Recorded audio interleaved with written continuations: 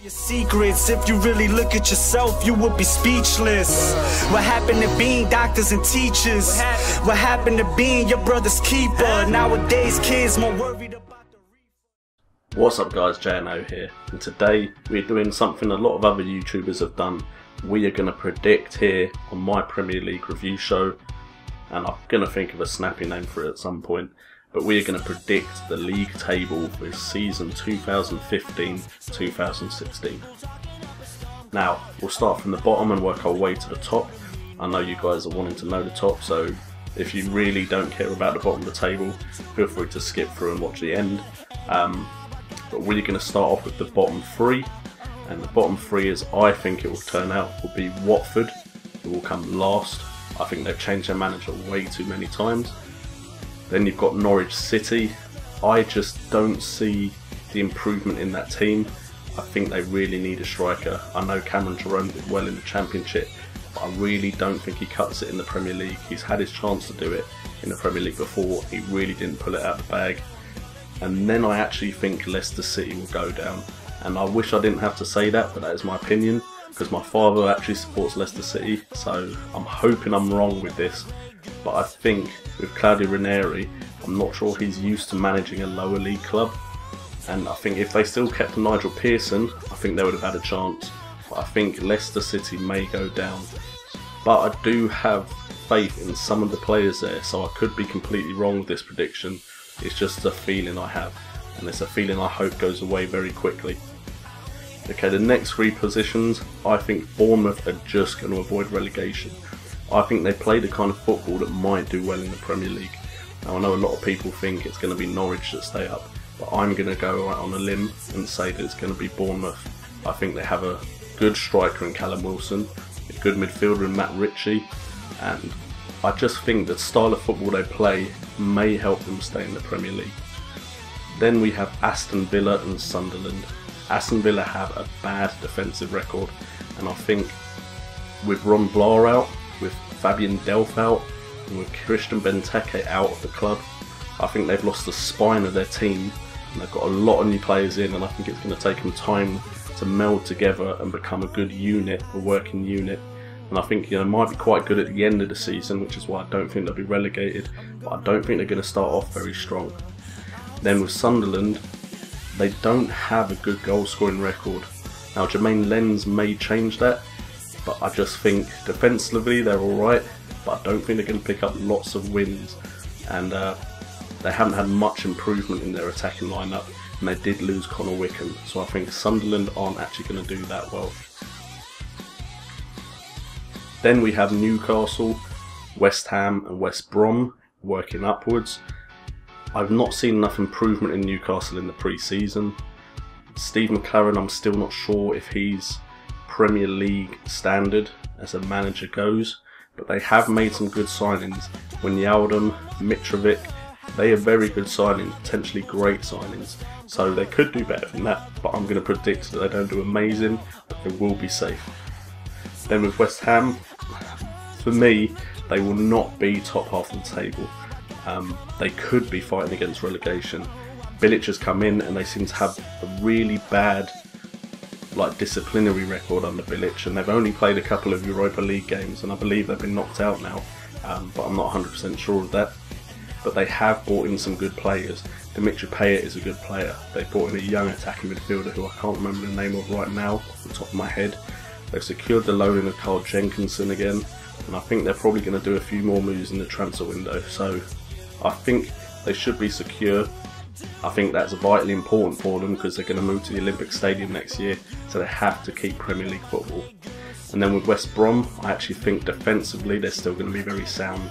I think as long as Tony Pulis doesn't have the usual, does well in the first season and then gets sacked in the second, I think they could solidify themselves as a mid-table team this year. They haven't made massive signings that I think is going to make them any better than they have been, but I will say that Ricky Lambert could be like a bargain buy of the season if he rediscovers his Southampton form.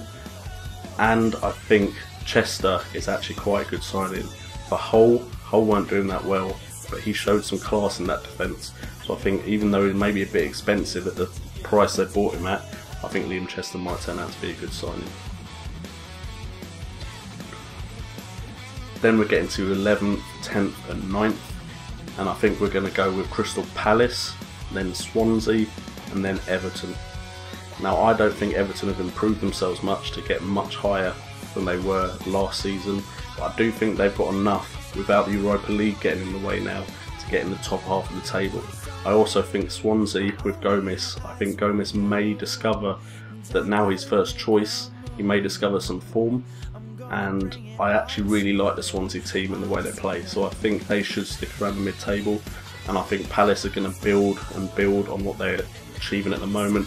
They've made some very, very good signings, but I don't see them breaking like the top 8 for me anyway, not yet, but maybe next season. But Cabaye was an incredible signing, and I personally, if they play him further up the pitch, that could make a difference. I know Cabaye wants to play further up the pitch, but I think they're going to play him in the double pivot, so we'll see how it goes. I could always be wrong, I've been wrong before. Okay, now we're getting into the juicy part of this. We've got 8th and 7th, and I think it's going to be Southampton, and then I'm going to go on a limb here and say Stoke are going to break into the top 8. I've been really impressed with some of their signings, some of the Barcelona youth players they've got in. They also had a solid team already, and they're starting to play some nice football. And I think Stoke is one of those places where it's quite intimidating to go to and get a win, and I think Mark Hughes is going to build on what he did last season. I actually think they have a chance of breaking the top 8. Now, this of course could make my prediction incredibly wrong, but I'm going to go with Stoke managing to get 7th. Now the top 6, it's not going to change much. Top 6 is still going to be the top 6 that usually is, and Spurs are going to get that 6th position. I really don't think they've improved their team that much.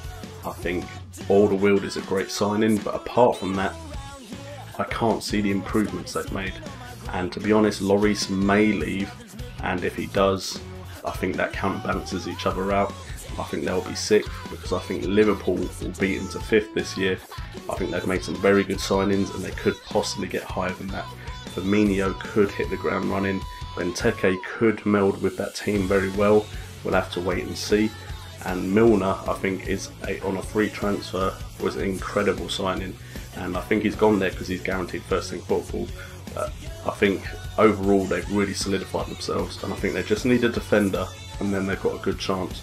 And I'm not that big a fan of Mignolet, even though he does get quite a few fantasy football points. But that being said, I'm not a fan of Mignolet in goal. So maybe a goalkeeper defender, and they'd be top 4.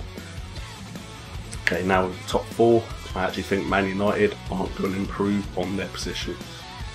Purely because although they've made great signings this year, I've not seen them under Van Gaal play that well. So while I think they've improved their squad, I'm not 100% Van Gaal is the manager to take them higher than 4th. And I think Man City are going to get 3rd. Purely because Man City are the type of team that you think they're not going to do that well, and then they still do that well. And personally, I look at their signings and think you've not strengthened your team that much at all. But in that sense, the players have all played with each other, they haven't changed the team too much, so they should hit the ground running. And so I think they will get 3rd, and it depends on Aguero. If Aguero bangs in goal after goal, they could be a lot higher. And then the final 2, I was very, very tempted to go with Arsenal being number 1, but I'm going to go with number 2 because they don't have what I consider a world-class striker.